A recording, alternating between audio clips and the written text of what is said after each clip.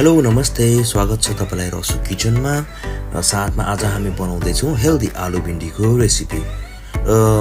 सुरुवात गरौँ है त। यसलाई चाहिने सामग्रीहरूबाट मैले लिएको छु यहाँ 2 पिस पिल गरेको आलु र 500 ग्राम भिन्डी र 4 क्लोभ लसुन, जसलाई चाहिँ मैले छोडाइसकेँ। यसलाई मैले चपिङ गर्दैछु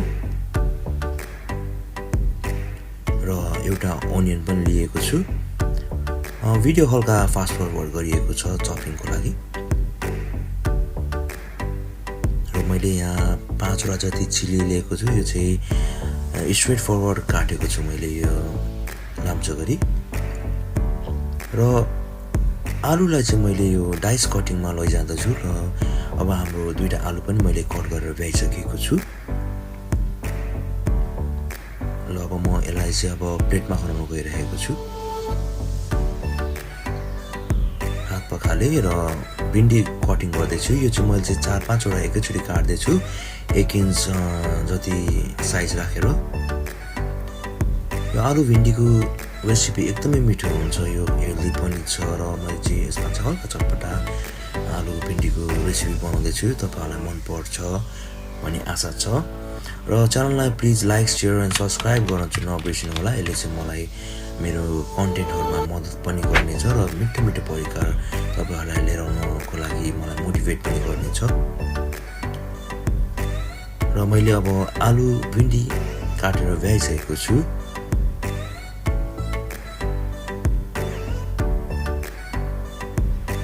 र म चाहिँ अब यसलाई एउटा भाँडामा राखेर अब चपिङ बोर्ड पखालेर म ग्यासतिर स्टोभतिर लाग्छु है त। र मैले ग्यासको फ्लेम अन गरेँ र मैले प्यान बसालेँ। यहाँ मैले चाहिँ 3 स्पुन जति ओलिभ ओइल राखेको छु। तपाईँले जुन तोरीको तेल पनि राख्न सक्नुहुन्छ। र मैले चाहिँ अब यसमा 1 चम्चा जति जिरा फुराउँछु र काटेको अनियन र साथमा लसुन पनि राख्छु र हल्का मजाले रातो हुने गरी भुट्छु। हल्का रातो हुँदै गरेर भुटिसकेपछि मैले यसमा चाहिँ म अघि काटिराखेको चिली पनि एड गर्दैछु र एकछिन मजाले चलाउँछु। यो हल्का रेड हुँदाखेरि चाहिँ यसले चाहिँ मिठो अरोमेटिक फ्लेभर निकाल्ने भएकोले मैले अब चाहिँ यसमा आलु राख्दैछु, अघि चप गरेको आलु, र मजाले एकछिन चलाउँदैछु। आलुलाई चाहिँ फर्स्ट अफ अल राख्नुको कारण चाहिँ आलु हल्का पाक्नलाई टाइम लाग्ने भएकोले मैले यसलाई उल्टाइ पुल्टाइ गर्दै चलाउँदैछु र केही समयको लागि छोप्दैछु। र 2-3 मिनट छोपिसकेपछि यसलाई म फेरि निकालेर फेरि एकछिन चलाउँछु अनि त्यसपछि फेरि मजाले एकछिन भुट्छु। यसरी भुट्दाखेरि आलु हल्का गोल्डन ब्राउन नभए जेलसम्म भुट्नुपर्छ। र मैले साथमा राखेको छु 1 चम्चा छोटो नमक र बेसार आधी चम्चा जति र खोर्सानीको धुलो आधी चम्चा जति राखेको छु। यो चाहिँ कश्मिरी मिर्ची हो, यसले चाहिँ धेरै स्पाइसी दिँदैन। र राखेको छु मैले यहाँ जिराको धुलो अनि मैले राखेको छु यहाँ आमचुर पाउडर आधी चम्चा जति। र सबै मसला राखिसकेपछि म यसलाई एक्चुअली चलाउँछु मजाले, जसले कि सबै सब्जीमा चाहिँ मजाले लाग्ने गरी। र म अब एकछिन यसलाई स्टिर गरेर चाहिँ म यसलाई फेरि एकछिनको लागि छोपिदिन्छु ताकि यो आलुलाई चाहिँ हल्का मजाले पाकोस् र हामी अब भिन्डी राख्नुको लागि चाहिँ प्रिपेयर गर्नेछौँ। र हेर्नुहोस् आलु हल्का काउँ स्टाइलमा पाकिसकेको छ। र अब म राख्न गइरहेको छु यहाँ भिन्डी र भिन्डीलाई म मजाले बिस्तारै उल्टा पुल्टा गर्दै चलाउँछु।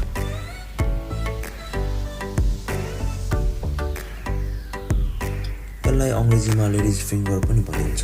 यो कम्बिनेसन अफ किङ पोट्याटो र लेडिज फिङ्गरको एकदमै मिश्रित हो र हेल्दी अप्सनमा पनि एकदमै राम्रो हुन्छ।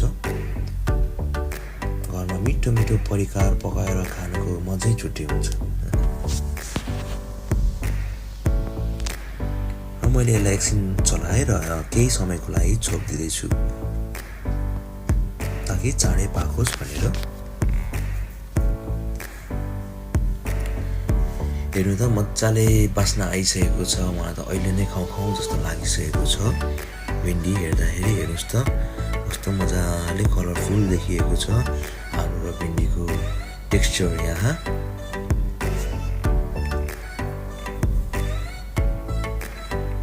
र मैले अब थोरै यसमा चाहिँ गरम मसला राखेको छु जसले चाहिँ अझै अरोमेटिक एकदमै बास्ना आउँछ खानेकुरामा। र मैले यसलाई केही 1-2 मिनट उल्टाइ पुल्टाइ गरेर चलाएँ र मैले यसलाई चाहिँ अब फेरि एकछिन चलाउँदैछु।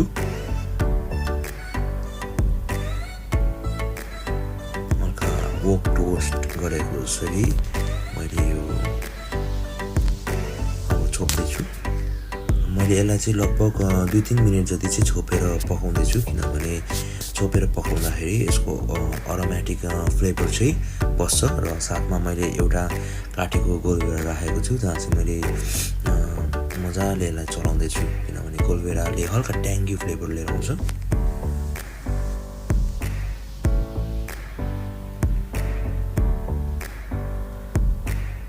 बास्नाले पुरै किचनै भरिएको छ।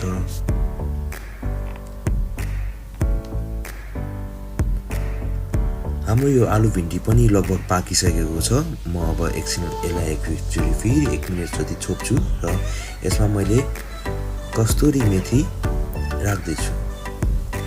1 चम्चा जति कस्तुरी मेथी मजाले म्यास गरेर राख्नुपर्ने हुन्छ। हातले मजाले मुसेको छु मैले यसलाई।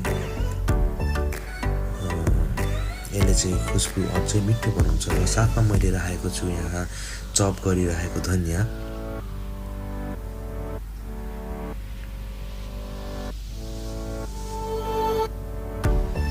खानेकुराको परिकार स्वादिष्ट व्यञ्जन मिठो हेल्दी रेसिपी जहाँ चाहिँ सबैको मन मिठो ह्याप्पी फ्यामिली हुन्छ।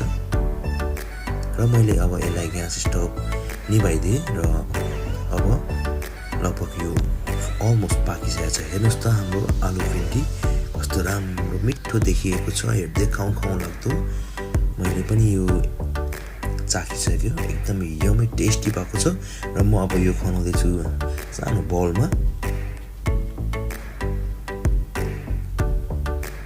रेडी भयो हाम्रो आलु भिन्डीको रेसिपी। यस्तै मिठो मिठो सब्जीहरू लिएर आउनेछु, रेसिपी लिएर आउनेछु। त्यतिखेरसम्मको लागि चाहिँ वेट गर्नुहोला। Thank you.